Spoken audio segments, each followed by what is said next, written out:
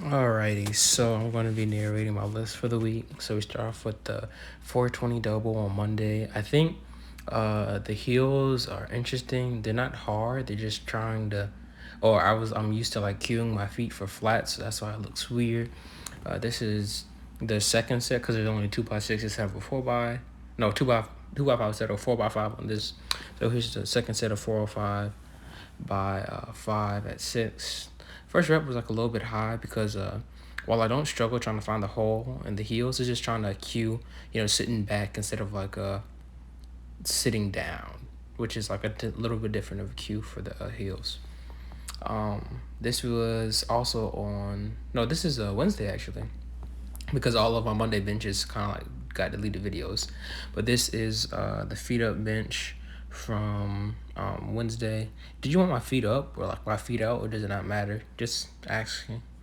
But yeah, this was awfully smooth. The only weird thing about that video is that one was with wraps, and this one says repeat with wraps, because I'm getting back to put my wrist wraps back on, and that's it from the last video. I actually did 7 reps, and this one I did 6.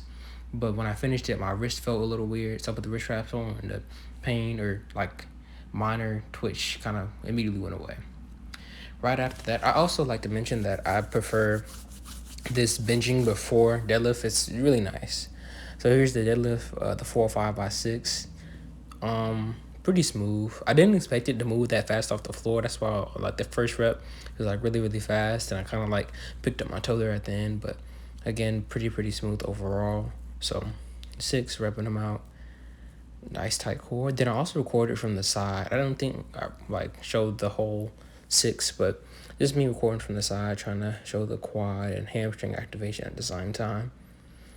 Trying to cue myself to not only like pull the slack out, but continue to get myself in that right or lower hip position like you were talking about. So you can definitely point that out if you think I could probably sit even lower, but I think that's, pretty smooth as far as hip height, and not too much around to go the back either.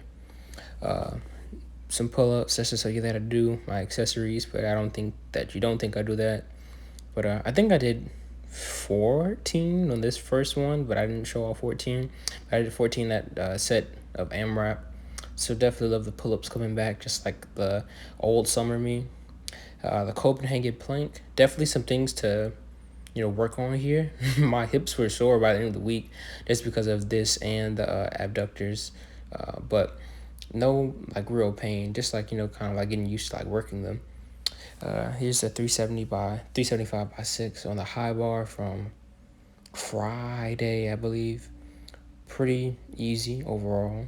Got a lot of hate for the Falcon shirt, but that's neither here nor there. Really focusing on trying to sit down deep, trying to get that full range of motion. And I definitely think that having high bar on one day and then low bar another day, like not having to squat low bar 2 times a week, is helpful as far as like my lower back, because I don't feel like a lot of pain, but definitely like having the switch up allows me to not only work different muscle groups, but not like be as taxed on my lower back just because I pull conventional and other things. But we kind of hounded out that reasoning that it wasn't going to affect me at all, but I definitely prefer this high bar. 235 by 5 on that same Friday. Again, pretty nice. Until the 5th rep, I think. The 5th rep was kind of slow. Like I reset, got a little stuck, but overall pretty easy.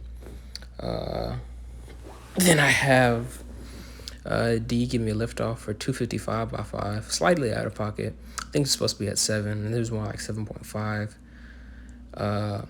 But overall, it felt really nice.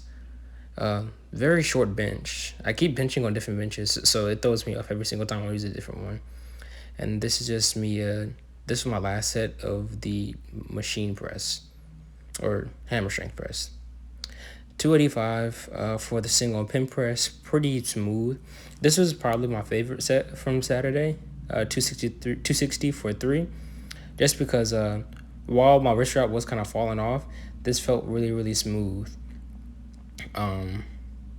275 for 3, well, I think that was like perfect RPE, because I think that I could definitely do 3 more if I had to. And resetting at the bottom does throw me off a tad, but overall pretty smooth. Trap bar deads, however, they are on the high handle, so I'll make sure that I'll use a low handle next time or this upcoming Saturday. I kept having to reset because I felt like the wraps were falling off and I was pulling more with my forearms than my actual traps. I wanted to know if like there's any cues that I can be thinking about while doing this on next Saturday as I do my trap bar deads again, into the further weeks of this program. Especially when I go back to Georgia and I do like the full out rest of the sets. But sorry if I sound like a little bit tired. I remembered that I had to record these videos, so I wanted to give a little bit of dialogue behind each one of them. But RDL is definitely going to blow up. This is beltless, by the way. So 315 beltless on the RDL, building up that core, ham strength, and lower back strength. A little bit of arm round, but overall okay.